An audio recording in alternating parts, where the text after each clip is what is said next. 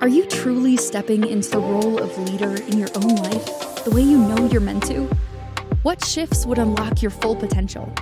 It's time to explore those answers with the host of Sacred Leadership, intuitive business coach Cherise Alexander.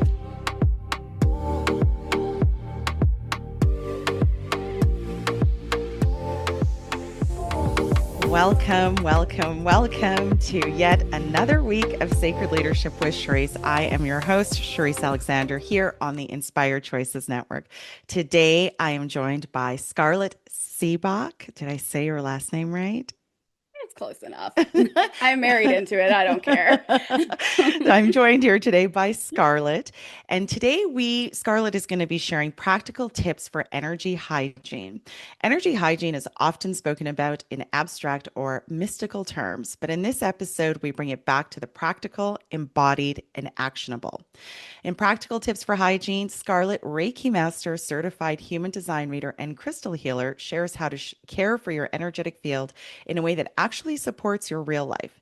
This conversation bridges intuitive wisdom with grounded strategy, offering listeners tangible tools to protect, reset, and strengthen your energy without bypassing responsibility or agency. We explore today what energy hygiene truly means in the day-to-day, how emotional residue does build up, and how other people's energy can unconsciously influence our decisions, and why consistent energetic maintenance is just as important as physical or mental self-care. Scarlett will break down how practices like Reiki, human design awareness, and intentional energetic boundaries can help you move through the world with more clarity, stability, and self-trust. Today's episode is for those who sense that something bigger could be unfolding, but you don't want to be told who or what to believe. It's for people who want tools, not dependency, practices, not prescriptions, and a deeper connection to your own inner authority. If you are ready to take responsibility for your energy and learn how to work with it consciously, this conversation offers a very grounded entry point into lasting energetic hygiene and self-leadership. So, Scarlett, welcome to today. I am so excited to have you here. I love all things energy work and energy talk. Welcome. I'd love to turn it over to you so you can tell us a little bit more about how you got started in energy work and where you are now.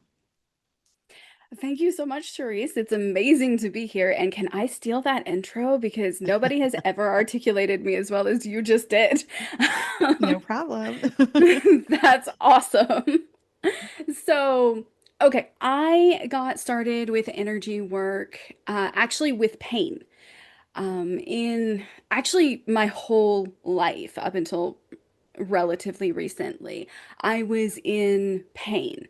I didn't really know that I was in so much pain until I hit my 20s, though. I started a medication, and suddenly things got exponentially worse. And I went the allopathic route first. As we do, we go and we talk to our doctor, and our doctor, if it's anything like my doctor, said that I needed to lose weight or that it was all in my head, that I clearly had anxiety. I don't know, like six other things. I wasn't paying attention after a while. And I did finally find one doctor who sat and listened to me. And then she sent me to about three other specialists who did not help. And finally, at the end of that road, she went and sent me to some sort of blood specialist. And they looked at me and said, "There's nothing we can do for you." Hmm. And I know what I was supposed to be feeling. I know that was supposed to be like this really hopeless moment for me. And, you hit the ground and you sob and blah, blah, blah. But that is not what happened at all. Um, I felt such immense relief. Hmm. And it was just like, oh my God, thank you. Thank you so much. I don't have to do this anymore. Nobody is going to touch me ever again that I don't want to touch me. And like, it was just the biggest relief. Mm-hmm. And so I could finally go on the journey that I really wanted to go on and really figure out how to heal myself. Mm-hmm. And so I started seeing a massage therapist, which did good. Like, don't get me wrong, I love her. I still see her. She's amazing. She's also a Reiki therapist, though she wasn't at the time.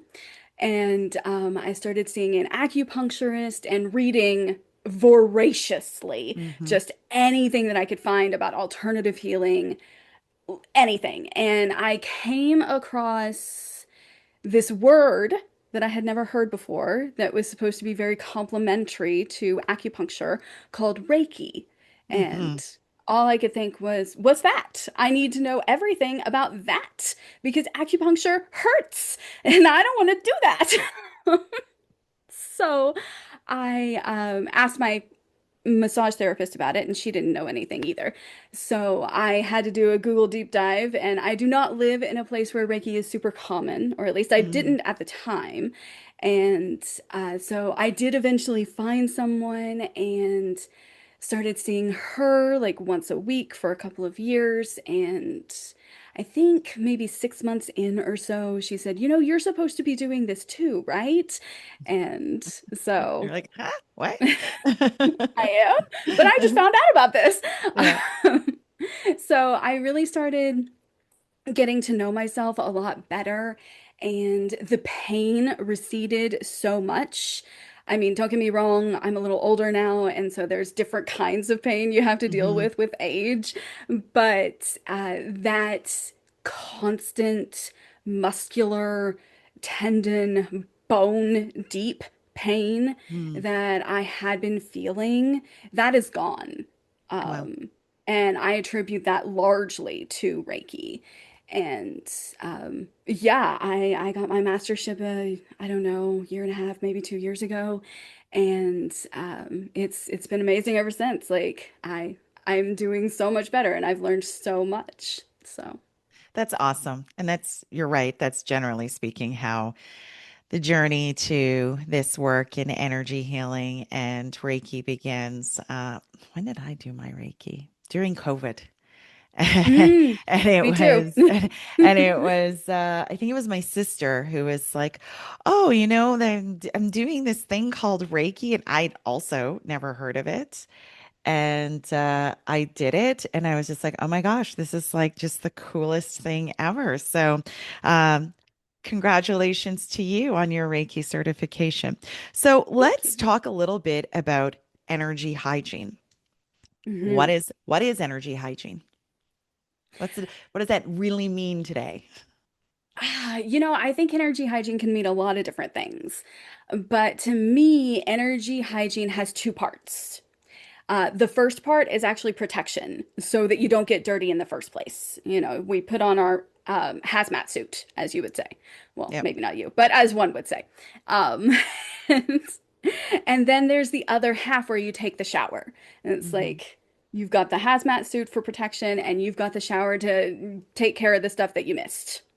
And so energy hygiene for me, it's combining both of these two things to make sure that your fields and your, quite frankly, I mean, your bones, your skin, your cells, like your very essence is taken care of. Of course, your Hmm. chakras. That all of this is clean, so that you can stay clean. And Right. nobody's ever perfect where this is concerned. I am certainly not perfect where this is concerned. We all have our bad days. That's why I love crystals. It's like they really help with that. But for me, that's what it really is. It's protecting yourself from other people's energy, but it's also moving through and removing your own energy that doesn't serve you anymore. Right. Yeah. So. And the thing that it's like when you were recounting your journey to actually finding Reiki and going to doctor after doctor, and then finally being empowered really to take care of your Mhm. own health. Um, I guess that journey then, being that it took you to this place where you took Reiki into your life and so on and so forth. How do we correlate the two? And where I'm going with this is the audience might not actually know what energy hygiene is. It's a word that Mhm. is used very freely.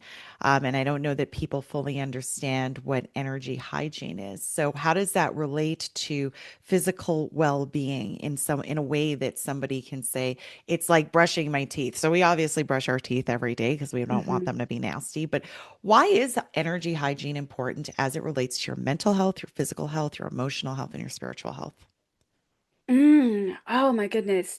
Energy hygiene has just changed my life in so many different ways. And that's such a great question because, you know, I think we all are. Anybody who's listening to this is going to be a little bit of an empath, a little bit psychic, a little bit more sensitive than your average listener. Like it's called sacred leadership for a reason. Hmm. So we all have this little bit of extra feeling that maybe not the average person has. And that comes with this greater sensitivity. And I know that if I had known about this when I was in school and when I was working in corporate life, it would have made such a giant difference for me and for my energy levels because I am one of those sensitive people. And when I went to school, I could feel everybody's anxiety around Mm. me. And I mean, I don't know how much you remember about high school, but for me, it was not fun because everybody was going through something. I was going through stuff. Like, it's high school. We're going through stuff. And it's the same thing when you go into a corporate environment where nobody's really taking care of their energetic hygiene. Um, Hmm. you're going through stuff, you're projecting it onto other people, and those people are taking it on because they don't know how to take care of themselves. Hmm. And when you take that on, when you take that into yourself and you don't know how to remove it, then it lives in you. It lives in your cells, it lives in your bones, it lives in your field, it lives everywhere inside of you because you have not removed it. Even though it's not yours to carry, you still have to carry it. It's like everybody's walking around with this giant backpack full of rocks, Hmm. and none of those rocks belong to them. Well, maybe some, but for the most part, none of those rocks belong to them. And so you're just stuck holding on to this backpack. And energy hygiene is very much about getting to put that backpack down Hmm. and getting to walk freely and getting to move through life more freely with less pain, with less exhaustion, and just with more life. Hmm. So. I love how passionate you are about this. And the analogy that you gave when you were talking about like being in high school, and Mhm. just being surrounded by all this energy, it reminds me of one of my kids went to one of the largest schools in Western Canada. And I don't think he realized, like, this is really early during my own journey, my own spiritual journey. And I mean, he was having oh my gosh, what is it, sleep paralysis every night. He was like Mhm. all the things, right? And I had a friend come over and she's like, well, he's really energetically sensitive. So I started saying to Mhm. him, I said, honey, before you walk out the door, bubble wrap yourself. Like just envision Yeah. yourself literally in energetic bubble wrap so other people's stuff doesn't stick to you. And he started Mhm. doing that. And then of course I'm buying him Tiger's Eye and I'm buying him this crystal and that crystal. Of course. So it did certainly help. But I think the point that I'm trying to examine or to highlight here is that this can start really early. Just imagine Oh yeah. how if we are able to like help educate even the kids and at a really young age about because maybe you're taking on emotions that don't belong to you. Maybe somebody Mhm. is, and energy is like if you think about it for those who are new to this discussion around energy, it's as simple as someone having a bad thought about you. They might not be Mhm. directing it at you, but they simply think about you and they have a bad idea about you. And now they're literally directing bad energy at you. Is it not that simple? Oh, it absolutely is. In fact, it's perhaps even more simple than that. It's just simply someone having a bad thought and you Mm, don't necessarily even have to be the object. You just have to be around. hmm. because they project it outward. People who don't know anything about what they're doing, it just goes everywhere like a radio signal. So if they have like most people are broadcasting all of that out for anyone to see, hear, or feel. Yeah. Um, so Which is a really good point because if you think about it, even in the simplicity of that, it's as simple as walking into a room and feeling really vibrant, enthusiastic, joyful, happy energy, or walking into a mhm, room and feeling the exact opposite. So mhm, that is exactly how simple it is, right? Nobody is yep, necessarily thinking about you, but if everyone's in a bad mood, you're feeling that and taking it exactly. on. Yeah. Mhm.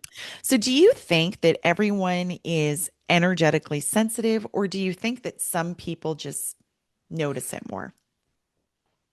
I don't actually think that everyone is energetically sensitive. Mm. Overall, I am married to an intensely spiritual man. He is a literal alchemist. Like Yeah. he was a, I don't remember what they're called, but like literal. And he is one of the least energetically sensitive people I've ever met. Um, that does not make him any less spiritual, though. It just Mm. makes him different from Yeah. me. And, it's kind of like, his North Node's in Aries and mine's in Pisces. So it's just a Uh-huh. very different vibe. So I do think that there are people who are more sensitive to energy. However, I think we're all affected by it fairly equally. It's like Okay. it's just Thank you for the some people are, distinction. Yeah. yeah, The it's being just some affected by people, it. yes. So some are more aware than Yeah. others, but Yeah. and that would make you more sensitive, but the effect is about the same. Yeah. That makes sense. Well, we are going to take our first break where I am joined by Scarlett Seebach. And when we get back, we will continue talking about how energy is absorbed. We will be right back. Leadership isn't reserved for CEOs or world leaders. It's something each of us is called to embody in our own lives. But how do you awaken that inner leader with clarity and confidence? On Sacred Leadership with intuitive business coach Charisse Alexander, you'll discover powerful tools and spiritual insights to align your words, actions, and outcomes. Tune in every Wednesday at 11 a.m. Eastern, 10 Central, 9 Mountain, and 8 Pacific, right here on InspiredChoicesNetwork.com.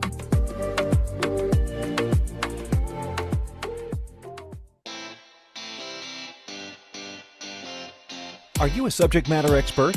Are you here to share your expertise with an audience waiting to hear from you in only the way you can deliver? Are you ready to have your voice amplified across the airwaves? Inspired Choices Network has a global radio platform streaming to millions of people across the world. Professionally produced and supported by an accomplished team every step of the way, you can broadcast from anywhere in the world, knowing your voice matters, and we ensure it is delivered with ease and efficiency. Eager to hear your message, the world awaits. Contact us today to become an Inspired Choices Network radio host. Email become a host at inspiredchoicesnetwork.com. This is Sacred Leadership with Charisse Alexander. To participate in the program, join the live studio audience in our chat room at inspiredchoicesnetwork.com. You can also send an email to Charisse at pavitraleadership.com. Now back to the program. Welcome back to Sacred Leadership with Charisse, where I am joined today by Scarlett, and we are talking about practical tips for energy hygiene. In the first segment, Scarlett was recounting her journey through pain and physical unwellness to which eventually brought her to Reiki. And we have just finished talking about the importance of energy hygiene as much as brushing your teeth, taking a shower, combing your hair. All these things are on a daily basis. Energy hygiene is equally as important, if not more. So, Scarlett, you were just telling us about how people unknowingly pick up other people's, well, I guess positive and negative energy as they move throughout their days. Do you feel like what are some of the ways, I guess, maybe that people can begin to notice when they are picking up? Like, what would be the cues that I would know that I'm actually picking up someone else's energy, or is this my own energy that I'm dealing with? What would they be looking for? Um, so there's a few different cues that you can look for. Tiredness for no real apparent reason is definitely a fairly common issue. Um, and I think we're all tired to a certain extent, but there's a different kind of like almost forced upon you tiredness that comes from like seemingly nowhere that is just surprising. That's Mm. definitely an indicator that, you just took on something that didn't belong to you. Also, weird and random emotions that seemingly also come out of absolutely nowhere. And they don't, like, when you interrogate them, and it's like, does this really belong to me? And it just doesn't really feel like the answer is yes. That's also a really good indication that you took on somebody else's emotion. Fear is also another big one. So, when you find yourself unreasonably afraid of something for the first time, and it's not the first time you've encountered it, but you are suddenly really afraid of this, and there's no catalytic event for you being afraid of it, Hmm. that's a really good indication that that fear does not actually belong to you. And, you've taken that fear on from somebody else. Hmm. Okay, So, that makes yeah, sense. So as much as we can take on, other people's energy, I imagine that we can also leak our own energy. Is that the case? absolutely. Yes, Okay. you So absolutely can. how do we guard against that? So I really like to do a protective bubble, and you Hmm. can kind of create almost like an echo chamber inside your little bubble so that you're not leaking your energy outward, that it just bounces off of that bubble and comes right back to you. Hmm. Okay. So for me, energy work always, or energy cleansing, it always starts with protection. Hmm. So my favorite form of protection is a visualization technique that I use, and it's somewhat unconventional, but I really like to envision this red light that's coming from the ground, the earth itself, that kind of envelops me from, bottom to top there, and Yeah. then it kind of reaches a center point roughly at the soul star chakra, and then that light kind of goes up into the galaxy, more or Yeah. less, that center point in the galaxy. And then this center point in the galaxy will feed this protective bubble that I have created for myself. So I'm connected to both the earth Hmm. and the heavens at the same time. Yeah. And they're protecting me. So I don't need to source that protection internally. I can source it externally. So it doesn't take energy away from me to do it. Right. So just to recap, we start with protection, and then you Yes. create like an echo chamber, which I'd actually never thought of, so that if it is leaking, it just reverberates right back to you. Um, Mhm. okay, that makes sense. And are there other things that people can do to consider, like, preventing leakage and that sort of thing with energy, or is that the most effective that you have found? That's my favorite, Hmm. but there are lots of other things that you can do. The sky's really the limit. I like to start with something that is grounding. And, there's a million different ways that you can ground yourself. Most people's favorites is pretending they're a tree. And so their Mm. roots kind of go down into the ground as far down as you can get. Um, and then the branches kind of go out up to the sky. So again, connected to both the heavens and the earth at the same time. We want to connect to both whenever possible. So that's a good foundation, whatever grounding technique you want to use. That actually also helps you not leak your own energy Oh, if you okay. ground. Yeah. So however you want to choose to ground is great. I ground using light. So I do a somewhat modified version of grounding that I learned from somebody else, but that same center of the galaxy, that laser beam that we're working with, that white light, that I will bring down from the center of the galaxy, hit the soul star, all the way down to the heart chakra, but then stop there. Then you go down to the center of the earth, you bring that up to the root chakra or the earth star chakra first, then up to the root chakra, up to the heart, and stop there. And then when those two meet, they kind of swirl around together in the heart chakra and they make this golden light. And then that golden light permeates up to the center of the galaxy and down to the center of the earth. So Mm-hmm. that you've basically just created this one energy that you're the conduit for. Mm-hmm. So that's my favorite way to ground. But when you're doing that, you can also create this nice little golden bubble from your heart chakra that comes out and permeates all around you so that, you're sourcing your own protection, you're making your own echo chamber, and you can't, like, nothing can get in or out. Right. So, And do you use crystal work in oh this? yeah, Yeah. Okay. And for you, absolutely. which are your favorite crystals to use? So I am a Leo, so I am partial to black obsidian. Mm, But I also have black tourmaline, use black tourmaline. I actually have two anklets that I tend to wear anytime I go out in public that have black obsidian, black tourmaline, golden sheen obsidian, and a little bit of larvacite to help mm. with calming and grounding and that kind of thing so that it's not too intense Yeah. because that can be a lot to put on your ankles just like raw. Yeah. So. So, yeah. Sorry, no, go But ahead, yes, finish. I forgot where I was going with that. But yeah, so Larvacite kind of helps tone things down a little bit, keeps you a little bit grounded, a little bit soothed, all of that jazz. So I'll wear those anytime I go out in public. And I have a few other pieces that I keep around the house and that kind of thing. And I actually have a grid that I made on my property so that I don't have to worry too much about protection in general while I'm in my house. Okay. There's many crystals that we can use in this type of work, but thank you for sharing Mhm. which ones that you currently work with or work with in those particular practices. So when we talk about energy hygiene, you did say that for you, it's like a two-part process. There's the Mhm. protection piece, and then there's the actual, we'll say, cleansing piece.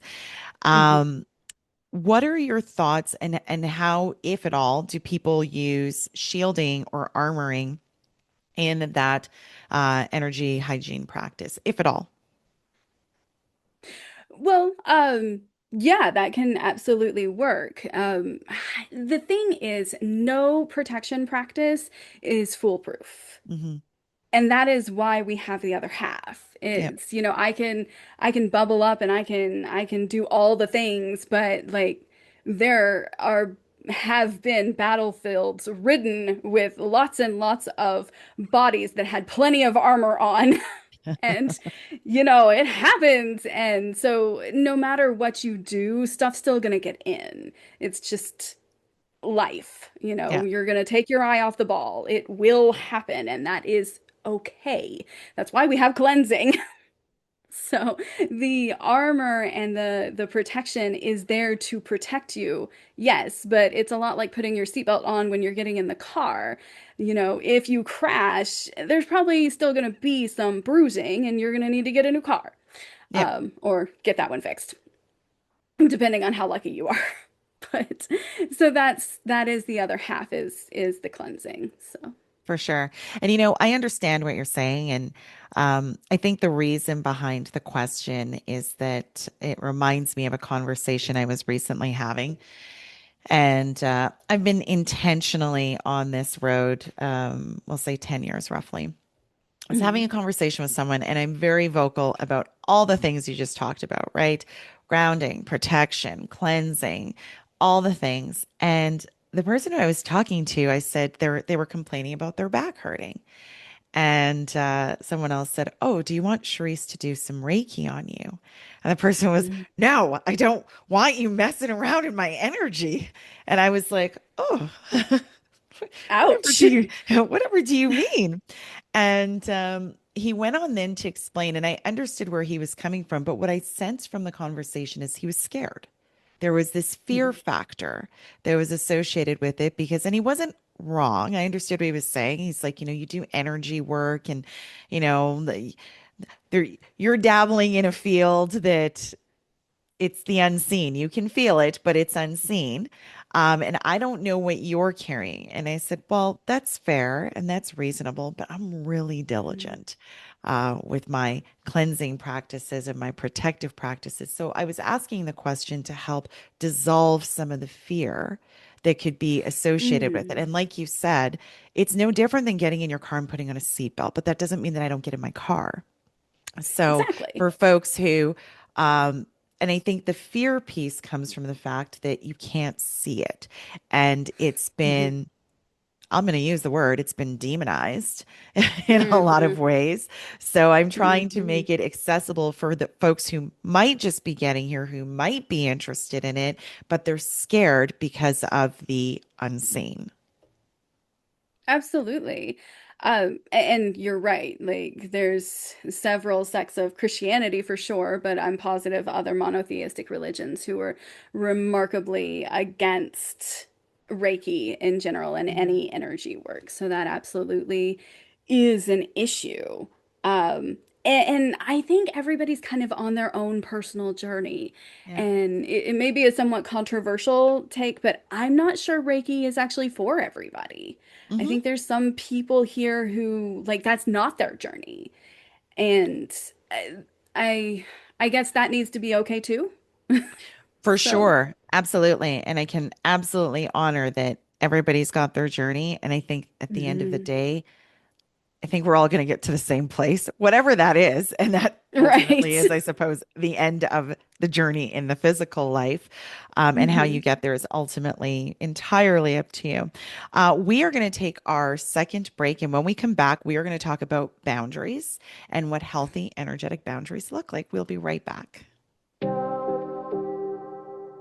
Leadership isn't reserved for CEOs or world leaders. It's something each of us is called to embody in our own lives. But how do you awaken that inner leader with clarity and confidence?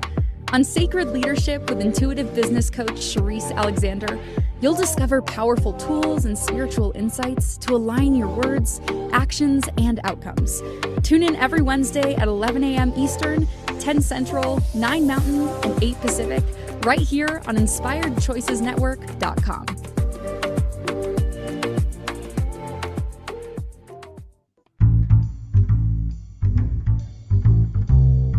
How wonderful would it be to carry your favorite Inspired Choices Network host with you throughout your day? Well, now you can. Inspired Choices Network now has its very own mobile app. Our free app offers live streaming shows, along with thousands of podcasts and TV episodes. Our shows cover a wide variety of topics. Whether you're waking up with us, carrying us through the day, and taking us to bed with you, we're always here for you to enjoy. We're easy to find. Just search for Inspired Choices Network in the Apple App Store or Google Play Store. This is Sacred Leadership with Charisse Alexander. To participate in the program, join the live studio audience in our chat room at InspiredChoicesNetwork.com. You can also send an email to Charisse@pavitraleadership.com. Now back to the program. Welcome back to Sacred Leadership with Sharice here on the Inspired Choices Network, where I am joined by Scarlett Is it Seebach? It's actually Ba, like Baba Oh, so Black it's Sheep. silent. It Seeba. is. Okay. Yeah. Well, you could have told me that. I could do that. Scarlett Well, Seeba. Is that it better? doesn't really matter.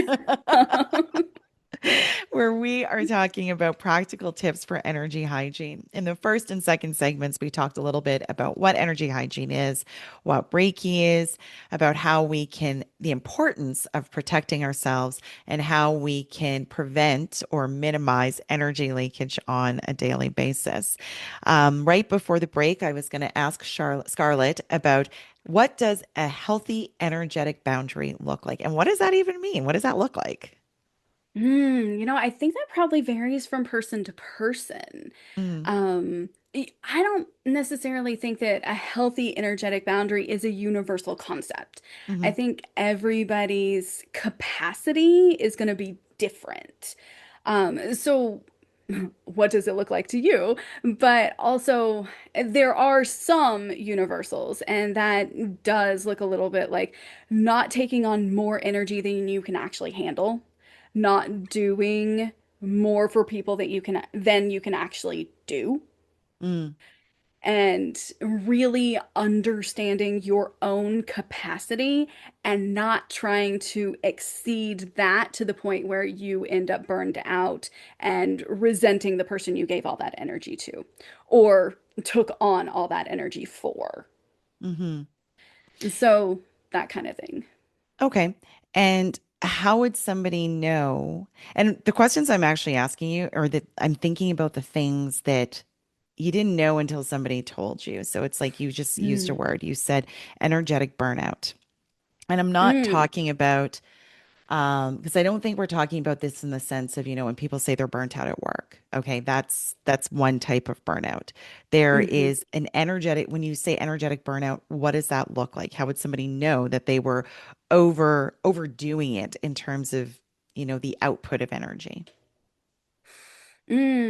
So, in human design, I am something called a non-sacral being. Okay. I don't know if you're super familiar, but in human design, I'm what's known as a manifestor, which is a non-sacral being. Most people have a defined sacral center, so they are sacral beings. And I think that's actually a really important distinction when we're having the conversation about energetic burnout, because it's going to look really different for a non-sacral being than it looks for a sacral being. Okay. Um, for a non-sacral being like me, energetic burnout tends to look like I can't get out of bed. Mm, Or all of a sudden I was on a jog, which I do sometimes do. Um, and and then I just randomly felt like hitting the ground. It's like it's all gone mm, for yeah. some reason and it's randomness. But for a sacral being, it's a slower decline. It tends to look like, man, I just really didn't sleep well last night. I don't know what Hmm. happened, but I'm really Mm, tired today. That's super strange. And that's like your first day. And so it hits you slower. yeah. Um, and then that second day is like, man, I slept all night, but I'm still exhausted. What Mhm. happened? And then you hit another night and then you can't get out of bed. Mm, And you're like, man, I think I just need to go sit on the couch and watch TV all day. And it's like it's a slower decline mm, than a non-sacral being would experience, because a non-sacral being, we just go go go until we drop. But sacrals have a little bit more control than that. right. And and so it is this, for most people, it's this very slow decline into exhaustion that just Right. kind of comes out of nowhere, and you slowly lose, I don't want to say the will to live, but like a little bit. It's perhaps not quite that Passion dramatic, for but life. Passion for there life, you maybe. go. Yeah. Yes. Mhm. You slowly lose that luster Yeah. that you would otherwise have. That makes And sense. that's kind of how you know you're taking on more and giving away more than you're really capable of doing. Okay. Now, human design. Let's Yeah. talk a little bit about that for a second. How does that weave into all of this? Hmm. Okay. So, as a manifestor, I admit I'm a little biased about how all this works. But so, in human design, for the most part, energy exchange works the same for most people. Some people are taking on more energy, some people are giving away more energy. The sacral center is incredibly important.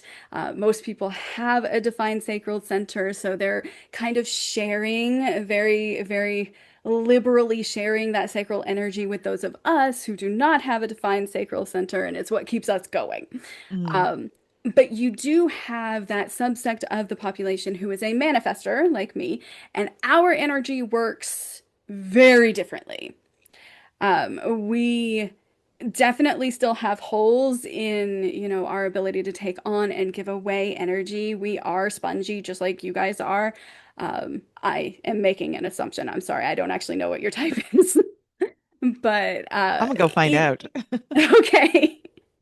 You feel sacrally to me. Like I'm feeling a lot of energy from you, which would indicate to me sacral center. But Does in that mean you're any taking it from me? Oh, I guess I'm giving it. I'm directing it at you. yeah, no, you're giving. It's you say you sacral galleys, like it's always coming off of you guys in way, Ah, well, not quite in waves. It's fairly consistent. yeah. So, and I have a wide open sacral center, so it's like I'm just sponging that in and really Yeah. appreciating You're the welcome. energy. Yes, thank you. I did actually need an energy boost. So, very much appreciated. But manifestors have what's called a closed and repelling aura. It's Mm, very dramatic, but it's kind of there to help us help protect us from other people, and mm, it does kind of close us off from other people. mm, So part of energetic cleansing and taking care of your energy body is this thing called cord cutting. mhm. I don't, okay, cool. And so for anyone who hasn't heard of it, you're kind of a very simplistic way of doing it is just like taking your hand and karate chopping around and cutting those cords. So if anybody who tried to attach to you, that you maybe didn't want them to attach to you, Mhm. that kind of thing. So this is true for manifestors too, but manifestors actually have two layers of cords, whereas all of the other types only have the one because they don't have that barrier that a manifestor does. So when you kind of take a bird's eye view of a manifestor aura, you can see it. You can see the cords that got through the aura and the cords that didn't.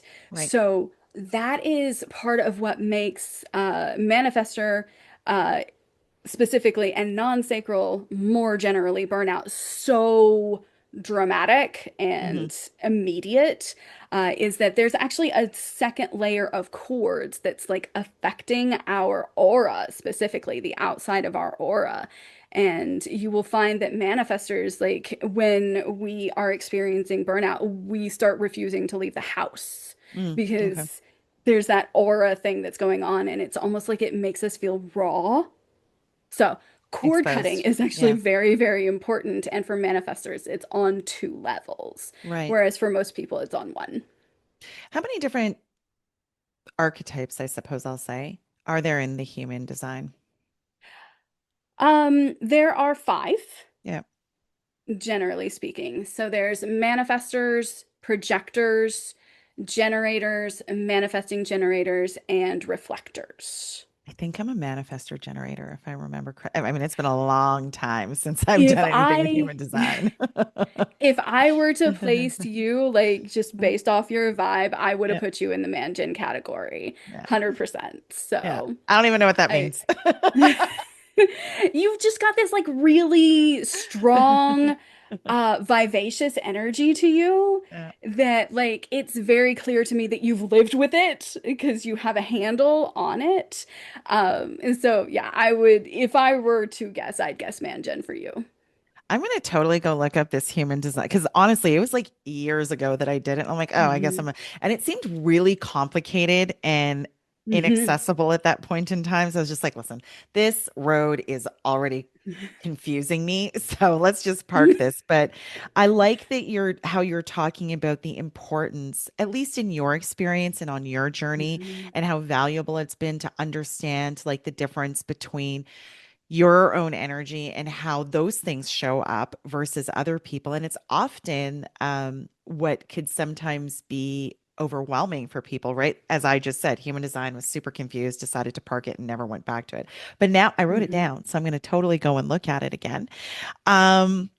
We've talked so much about hygiene for your physical body, like for yourself. What about your home? Hmm.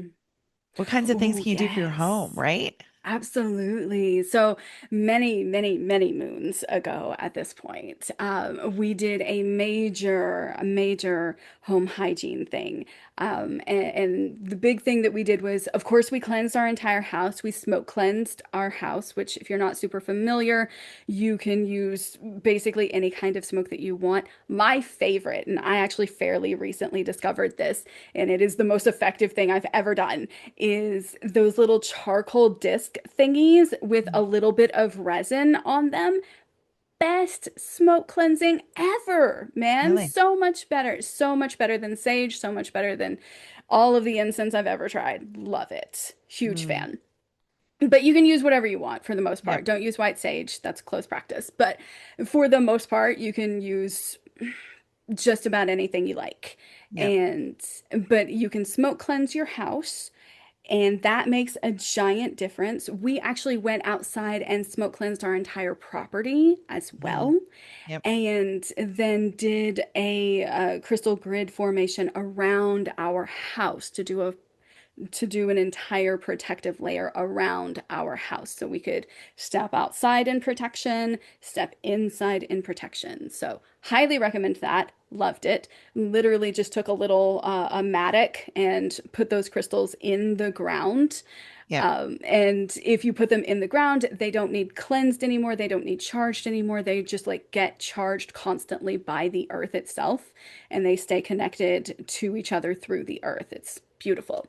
And And with your crystal grid, I always mhm. envision when people talk about their crystal grid, like, is it the size of a piece of paper, or do you like actually do the grid through the entire property, like lay it all out? Oh, we did it through the for the perimeter of the property. We did the Okay. whole thing. Yeah. So there are some places where you can buy crystals by the pound. Yep. and and so we did the whole property. Now that's by far the biggest grid I've ever done. Yeah. Most of the time when I make a grid, it's significantly smaller than that. Mhm. But yeah, we did do the perimeter. Okay. Well, we are going to take a break. And when we come back, I'm going to ask you a little bit more about protections for the home or clearing for the home. We'll be right back. Leadership isn't reserved for CEOs or world leaders. It's something each of us is called to embody in our own lives. But how do you awaken that inner leader with clarity and confidence? On Sacred Leadership with intuitive business coach Charisse Alexander, you'll discover powerful tools and spiritual insights to align your words, actions, and outcomes. Tune in every Wednesday at 11 a.m. Eastern, 10 Central, 9 Mountain, and 8 Pacific, right here on InspiredChoicesNetwork.com.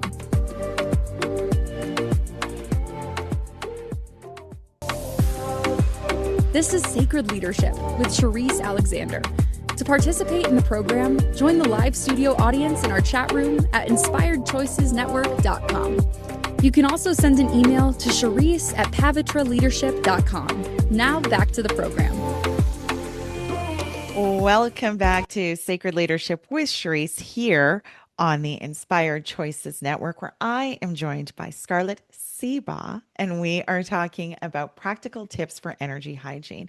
We've covered actually a lot of territory today. We've talked about Reiki, we've talked about energy hygiene, and the two parts of that being protection as well as the actual cleansing piece of it. We've talked about different ways that your energy can leak and how to seal that. We just were talking about energy hygiene in the home. But before we dive into that, if you are enjoying today's episode and want more content like this, please go find me on your listening platform of choice and give me a 5-star review. And of course, if you have any questions, shoot me an email. So back to energy hygiene in the home. So you've talked about smudging. And you Mhm. now the discs, you said they have and why do you like that so much? Is it because it creates a lot of smoke or what is it? Yeah, there's the consistency of the smoke. A lot of times Yeah. when you're using incense or something, it's not a particularly consistent modality for smoke cleansing. But Yeah. that resin, it's so consistent and it's powerful. Yeah. Yeah, huge fan. And so if somebody smudges their home, generally speaking, like, I mean, I know for myself, I love doing it. And it's like it's almost like the air feels, the I don't know. I want to say the air feels lighter. That's the Oh only yeah. way that I can describe it. But what are Yeah. some other things that they might notice? What they might notice, I tend to think that my house feels brighter Hmm. whenever I finish cleansing it. Like it does, it feels brighter, it feels airier, and I mean, depending on what I did to make it need cleansing in the first place, it can feel all kinds of different ways after I'm done cleansing it. But it kind of just resets it Yeah, back to, the way that it's supposed to be. So. right.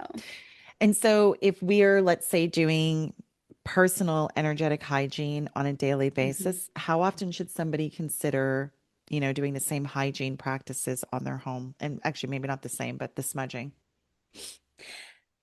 That's going to vary a little Yeah, bit depending on what's going on in your life. yeah, If you're going through a fairly significant emotional upheaval of some kind, you're going to want to cleanse it more often. yeah. Um, I went through one over Thanksgiving and like, I cleansed my house every day for 3 weeks Wow. because I just needed it. Like, Yeah, I was constantly outputting emotions that needed to be moved through and out yeah, and not hanging out in my house. So I did it every day.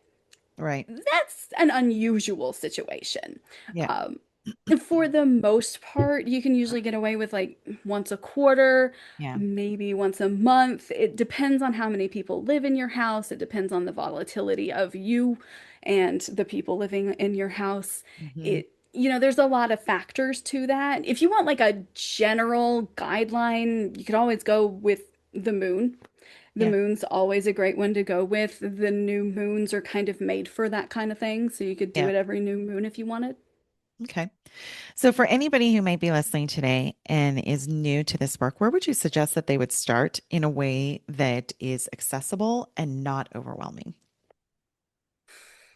Like for resources or practices I or mean, like, as in today, they heard something and they were like, yeah, I do feel like that. Oh, yeah, I didn't even think about that. So, what are some things that they could do right now in this moment that might help them begin to create some changes in their life ground. energetically? Okay. Yeah. Absolutely. And figure out what your favorite grounding practice is. Do it. Do it often. Practice it as often as you possibly can. Get good at it. Get to where it takes 2 seconds, because it's about how long it should take. Hmm. And do that. Yeah. There's few things in life more powerful, unless you want to drink a gallon of water a day, also. That also helps. Which- Very true. And for those people who might be at work or in a difficult moment, what do you suggest that can like clear the energy like right now? So something, so we're talking about where you can begin. The stage I'm setting here is I'm in a difficult moment. How do I shift the energy or clear the energy immediately? In almost every difficult moment that has ever been a difficult moment, you forgot to breathe. Yeah. Hmm. So the big thing that you can do is bring awareness to your chest, to your abdomen, and take a nice, big, deep breath through your nose, and then really envision all of your bad feelings coming out through your mouth. Maybe don't point that at anybody, just as a general rule.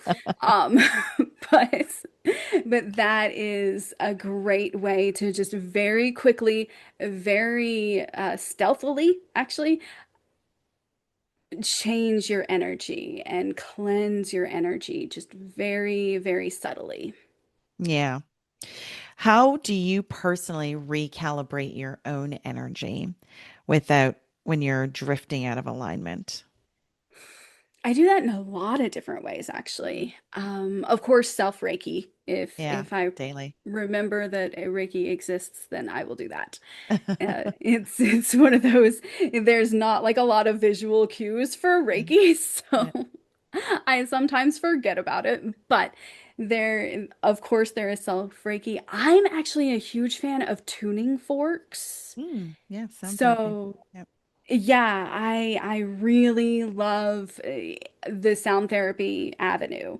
So Hmm. I have a lot of favorite, of what is that, like 528 little Mm-hmm. mixture Mm-hmm. thingies for the Yep. solfeggio frequencies. And I have solfeggio tuning forks and I have chakra tuning forks. So I, at a minimum of once a week, will go ahead and just retune myself to make sure that I'm nice and centered and aligned. So that's definitely one of my practices. I also pretty regularly cleanse myself with the violet flame. Right. So that's a big Yeah. one for me, is violet flame. Well, thank you so much today, Scarlett, for joining and sharing your knowledge and your experience. It was a pleasure having you join us here today. And for listeners, until next time, take care of yourself. Thank you for listening to the Sacred Leadership Show. Charisse returns Wednesday at 11 a.m. Eastern, 10 Central, 9 Mountain, and 8 Pacific on the InspiredChoicesNetwork.com. Until then, continue taking small steps today to be a leader in your life for the collective.